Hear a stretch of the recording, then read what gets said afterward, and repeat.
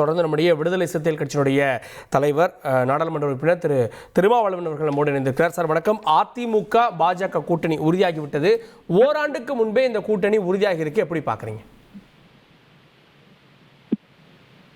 இப்படித்தான் இந்த கூட்டணி அமையும் என்று ஏற்கனவே நான் பலமுறை சுட்டிக்காட்டியிருக்கிறேன்.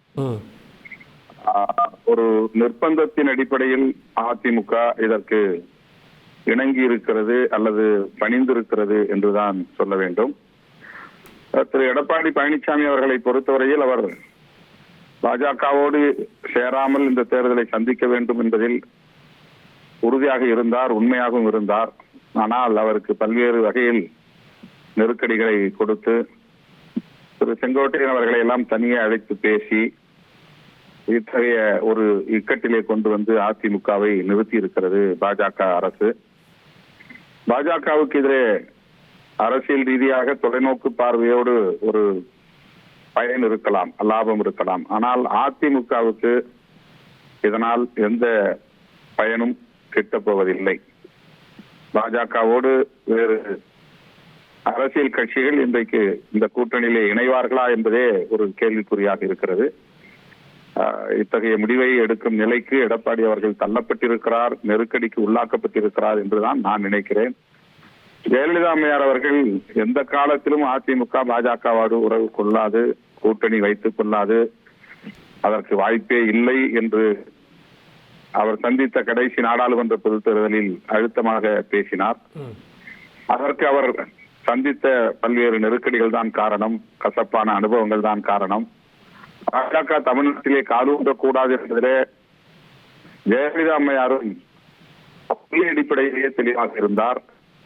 அவர் இந்துத்துவ கொள்கைகளில் நம்பிக்கை உடையவராக இருந்தாலும் கூட பாஜக போன்ற அரசியல் கட்சி தமிழ்நாட்டிலே வளர்ந்துவிடக் கூடாது என்பதில் மிக தெளிவாகவும் உறுதியாகவும் இருந்தவர் செல்வி ஜெயலலிதா அம்மையார்.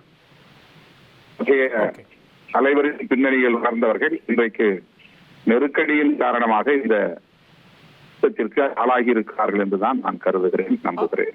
நீங்க சமீபத்திய மாநாட்டில் கூட பேசியிருந்தீங்க, அதிமுக இன்னைக்கு போய் அமித்ஷாவை சந்திச்சதுக்கும் நாங்க தான் காரணம் அப்படின்னு. ஏன்னா இப்போ இந்த பக்கம் கூட்டணி உறுதியாயிருச்சு, இப்ப சொல்லலாம்னு நினைக்கிறேன். அதிமுக விசிகாவை அணுகியதோ அந்த மாதிரி ஒரு சிலர் இடத்திலே வந்து பேசியது உண்மை. அதை நான் அந்த நேரத்திலேயே தவிர்த்து விட்டேன்.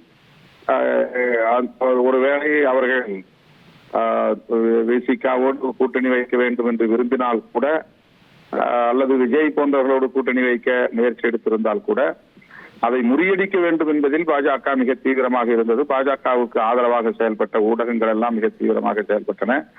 இன்னும் பலர் அதற்கென்று இருக்கக்கூடிய தூதுவர்கள் மிக வேகமாக செயல்பட்டார்கள். அதாவது அதிமுக பாஜகவை தாண்டி வேறு யாரோடும் கூட்டணி வைத்துக் கொள்ளக்கூடாது, அது தனியே போய்விடக் கூடாது என்பதில் உறுதியாக இருந்தார்கள். அதற்கு இரண்டு காரணம். ஒன்று, பாஜக தனித்து நின்றால் மிக மோசமான தோல்வியை சந்திக்க நேரிடும்.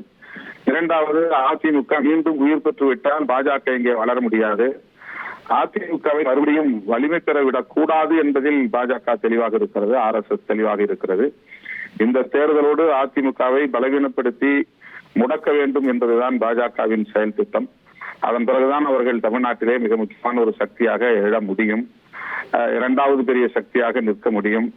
அதுதான் இப்போதைக்கு பாஜகவினுடைய செயல் திட்டம். ஆகவே இதையெல்லாம் உணர்ந்துதான் நான் ஏற்கனவே விடுதலை சிறுத்தைகளின் நிலைப்பாட்டை மிக தெளிவாகவும் உறுதியாகவும் அறிவித்தேன். அதன் அடிப்படையில் தான் திருவண்ணாமலை மாவட்டத்தில் கூட நாங்கள் ஒரு வேளை இந்த மாதிரி அதிமுகவுக்கு அல்லது அதிமுகவோடு கூட்டணி அமைப்பதற்கு இணங்கி இருந்தால் அவர் இவ்வளவு அவசரமாக அமித்ஷாவை சந்தித்திருக்க வாய்ப்பில்லை என்ற கருத்தை சொல்ல நேர்ந்தது. அந்த யூகத்தின் அடிப்படையில் தான் அதை சொன்னேன்.